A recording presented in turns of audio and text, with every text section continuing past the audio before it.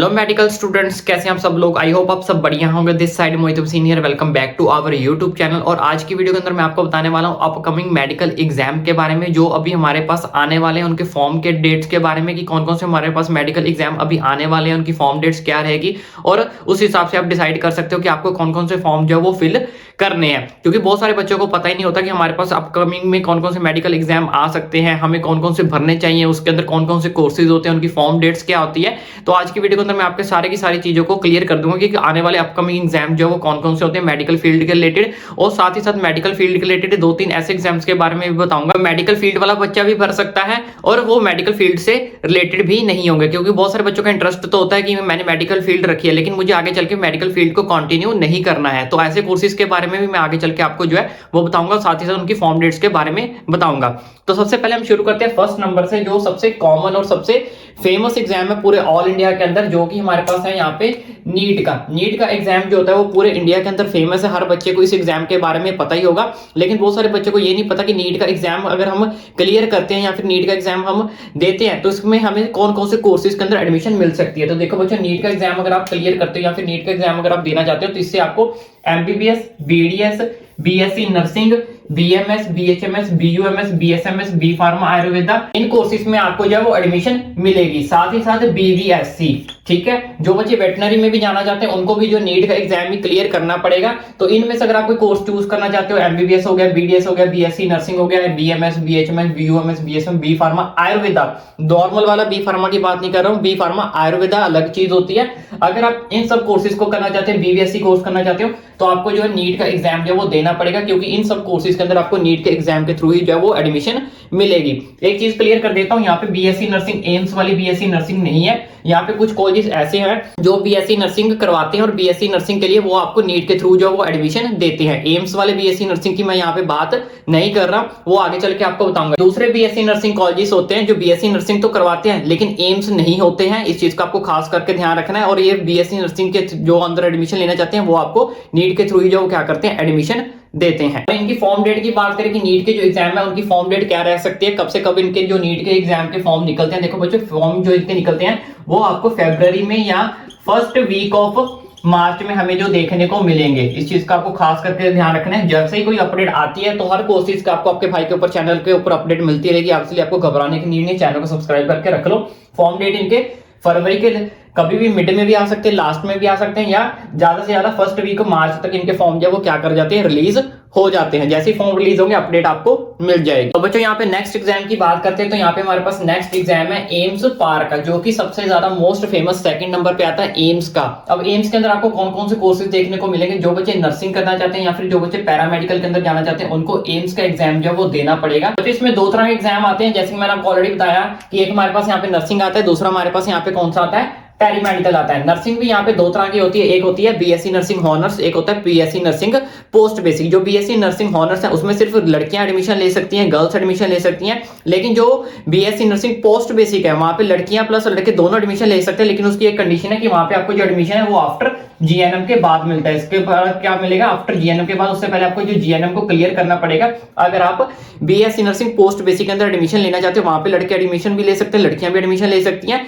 लेकिन अगर आप बीएससी नर्सिंग हॉनर्स करना चाहते हो वहां पे सिर्फ आपको जो है गर्ल्स ही एडमिशन ले सकती है, वो भी आफ्टर 12th। इस चीज का आपको खास करके ध्यान रखना है। पैरामेडिकल के कोर्स ऐसे हैं जहां पे लड़कियां लड़के दोनों ही एडमिशन ले सकते हैं। कुछ कोर्सेज ऐसे होते हैं जो लड़कियों के लिए होते हैं, कुछ कोर्सेज ऐसे होते हैं जो बॉयज के लिए भी होते हैं पैरामेडिकल के अंदर। अब इसके लिए कंडीशन क्या रहेगी, इसके लिए कंडीशन क्या है, इसके अंदर आपको जो नीट का एग्जाम नहीं देना है। इसके अंदर एम्स जो वो अपना अलग से एग्जाम कंडक्ट करवाता है। एम्स का आपको फॉर्म फिल करना पड़ेगा, एम्स का आपको एंट्रेंस एग्जाम देना पड़ेगा और एम्स के थ्रू ही आपको जो है काउंसलिंग के अंदर पार्टिसिपेट करना पड़ेगा। तो इस चीज का आपको खास करके ध्यान है। इसमें नीट एग्जाम को कोई भी रोल नहीं है, इसमें नीट की कोई भी नीड नहीं है, सारा कुछ इसमें एम्स खुद ही जो है वो कंडक्ट करवाता है, ठीक है। तो जो बच्चे पैरामेडिकल एम्स के थ्रू करना चाहते हैं या फिर नर्सिंग में जाना चाहते हैं उनको एम्स का जो एंट्रेंस एग्जाम है वो क्या करना पड़ेगा, फॉर्म फिल करना पड़ेगा और एंट्रेंस एग्जाम जो वो देना पड़ेगा। अब इनके फॉर्म डेट की बात करें कि जो एम्स के फॉर्म है वो कब तक आते हैं, तो मैं इसको बता देता हूँ। आपके इनके जो फॉर्म्स हैं वो आपको मार्च में जो है देखने को मिलेंगे। जैसे ही आपके फॉर्म्स रिलीज होंगे डेफिनेटली आपको इन्फॉर्मेशन मिल जाएगी, लेकिन आप अपनी तैयारी रखिए कि फॉर्म डेट आप खुद भी चेक करते रहिएगा कि मार्च में हमें इनके फॉर्म जो वो देखने को मिल सकते हैं। तो बच्चों नेक्स्ट एग्जाम की बात करते हैं। नेक्स्ट एग्जाम हमारे पास यहाँ पे है CUET का। ये भी सबसे ज्यादा कॉमन एग्जाम माना जाता है पूरे ऑल इंडिया के अंदर। CUET का, CUET के अंदर आपको कौन कौन से कोर्सेज के अंदर एडमिशन मिलेगी? तो देखो बच्चों, कुछ कोर्सेज ऐसे आते हैं जो CUET के थ्रू भी आपको एडमिशन ले सकते हैं। वो कौन कौन से कोर्सेज हैं? जैसे कि BSc नर्सिंग और पैरामेडिकल। जी हाँ, BSc नर्सिंग और पैरामेडिकल के अंदर आप एडमिशन लेना चाहते हैं तो आप CUET के थ्रू भी ले सकते हैं। कुछ कॉलेज जो है वो CUET के अंदर भी आते हैं जो आपको BSc नर्सिंग और पैरामेडिकल कॉलेजेस के अंदर जो है वो क्या करेंगे, आपको एडमिशन